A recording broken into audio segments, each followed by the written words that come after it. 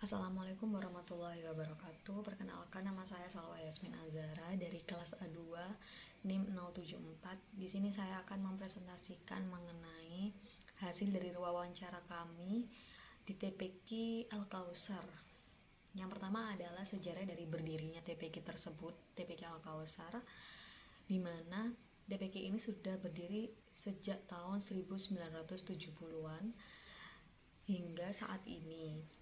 Dan saat ini diketuai oleh Ustadz Heru, di mana kita memanggilnya Bapak Heru.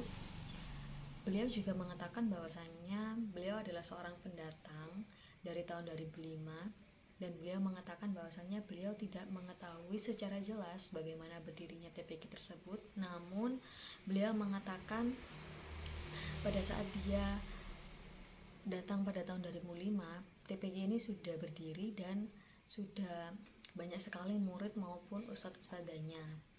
Jadi TPQ Al-Kausar sendiri adalah program dari Masjid Al-Kausar. Jadi memang TPQ ini merupakan program dari masjid tersebut, makanya TPQ ini dinamakan dengan nama masjid itu, yaitu Masjid Al-Kausar, yang dimana TPQ ini bertepatan di Buduran, Sidoarjo. TPQ ini memang tergolong lama dan juga sudah dinaungi oleh pihak Muhammadiyah. Itu saja yang dapat saya sampaikan. Selanjutnya akan disampaikan oleh teman saya. Terima kasih. Di sini saya akan menyampaikan tentang tantangan internal yang dihadapi oleh Lembaga Pendidikan Muhammadiyah TPQ Al-Kausar dalam menghadapi COVID-19. Nah, waktu wawancara kemarin beliau tidak bisa menjelaskan bagaimana tantangan internal pada proses berdirinya TPQ Al-Kausar, tetapi beliau bisa menjelaskan sedikit tentang tantangan internal yang dihadapi pada saat proses berjalan TPQ ini, yaitu dengan murid yang sudah beranjak dewasa dan merasa sudah bisa dalam membaca Al-Quran, mereka akan belajar lagi dan malu untuk datang ke TPQ. Hanya itu yang bisa dijelaskan oleh beliau kemarin. Terima kasih. Yang selanjutnya yaitu tantangan eksternal pada TPQ Al-Kausar.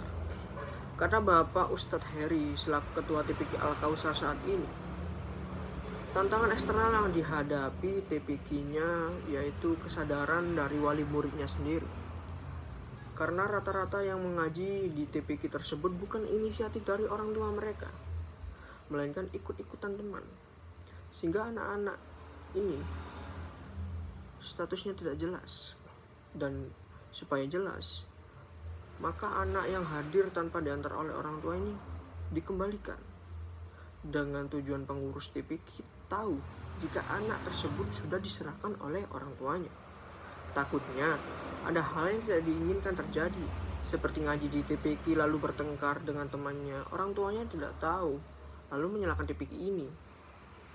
Padahal anaknya datang untuk mengaji, tapi orang tuanya tidak tahu, dan wali murid tidak terlalu memperhatikan untuk membayar SPP atau infak, sehingga susahnya untuk membayar ustazah mereka. Ya, itu dari saya. Dan yang selanjutnya adalah dampak yang dihadapi saat pandemi COVID-19 pada TPQ Al-Kausar. Di sini saya akan melanjutkan tentang dampak yang dihadapi saat pandemi. Dampak dari pandemi COVID jika secara kuantitas murid tetap.